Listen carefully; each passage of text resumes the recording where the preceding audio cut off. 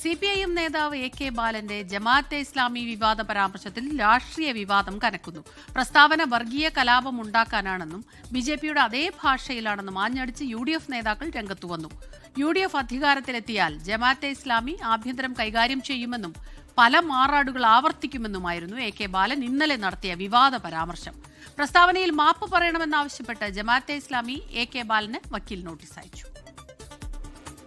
ഏതെങ്കിലും രൂപത്തിൽ UDF ആണ് അധികാരത്തിൽ വരുന്നതെങ്കിൽ BJPയെ സംബന്ധിച്ചിടത്തോളം 2 ദിവസം കൊണ്ടത് സ്വാഹമാക്കും. കേരളം ഭരിക്കുക ഞാൻ പറഞ്ഞല്ലോ, ജമാഅത്തെ ആയിരിക്കും ആഭ്യന്തരം കൈകാര്യം ചെയ്യുക. അവരാണ് അധികാരത്തിൽ വരുന്നതെങ്കിൽ. അപ്പോൾ ഒരു മാറാടും 2ാം മാറാടും എന്നല്ല ഉണ്ടാവുക. ഇന്നലെ മുതിർന്ന CPIM നേതാവ് AK ബാലൻ പാലക്കാട് നടത്തിയ ഈ പരാമർശങ്ങളാണ് രാഷ്ട്രീയ വിവാദമായത്. പരാമർശത്തിൽ AK ബാലനും CPIMനുമെതിരെ രൂക്ഷ വിമർശനവുമായി പ്രതിപക്ഷം രംഗത്തെത്തി.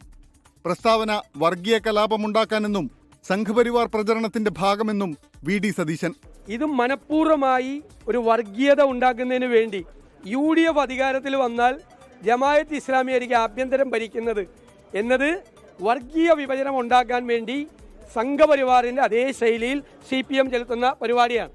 BJPയുടെ അതേ ഭാഷയിലാണ് പരാമർശമെന്നും മുഖ്യമന്ത്രി ഇടപെടണമെന്നും നേതാക്കൾ. CPMന്റെ നേതാവ് AK ബാലന്റെ പരാമർശം നാട്ടിൽ വർഗീയമായ ചേരിതിരിവുണ്ടാക്കാൻ വേണ്ടിയാണ്. BJPയുടെയും സംഘപരിവാറിന്റെയും അതേ ഭാഷ AK ബാലൻ സംസാരിക്കുന്നത് മുന്നണിയുടെ നയമാണോ എന്ന് വ്യക്തമാക്കേണ്ടിയിരിക്കുന്നു. തനി വർഗീയത വിളമ്പുന്ന പ്രസ്താവന AK ബാലനെ കൊണ്ട് പറയിപ്പിച്ചിരിക്കുകയാണ്.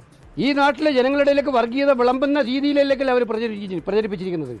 മുഖ്യമന്ത്രി പിണറായി വിജയനാണ് അതിനകത്ത് നിലപാടെടുക്കേണ്ടത്. ജമാഅത്തെ ഇസ്ലാമിയെ ഉപകരണമാക്കി ഇടതുപക്ഷം വർഗീയ രാഷ്ട്രീയം പറയുന്നുവെന്ന് ജമാഅത്തെ ഇസ്ലാമി കേരള അമീർ P. മുജീബ് റഹ്മാൻ വിമർശിച്ചു. ജമാഅത്തെ ഇസ്ലാമിയെ ടൂളാക്കി ഹൈന്ദവ വോട്ടിന്റെ കൺസോൾട്ടേഷൻ ഉറപ്പുവരുത്തി കേരളത്തെ വർഗീയമായി വളരെ മോശമായൊരു കാലാവസ്ഥയിലേക്ക് തള്ളിവിടുന്ന ഈ സമീപനം ഇടതുപക്ഷത്തിന്റെ പരാജയം മാത്രമല്ല, കേരളം നാളേറെയായി കാത്തു സൂക്ഷിക്കുന്ന സോഷ്യൽ ഫാബ്രിക്കിന് ഡാമേജ് ഉണ്ടാക്കുന്ന അപകടകരമായ നീക്കമാണ്. വിവാദ പരാമർശത്തിൽ CPIM നേതൃത്വം ഇതുവരെ പ്രതികരിച്ചിട്ടില്ല.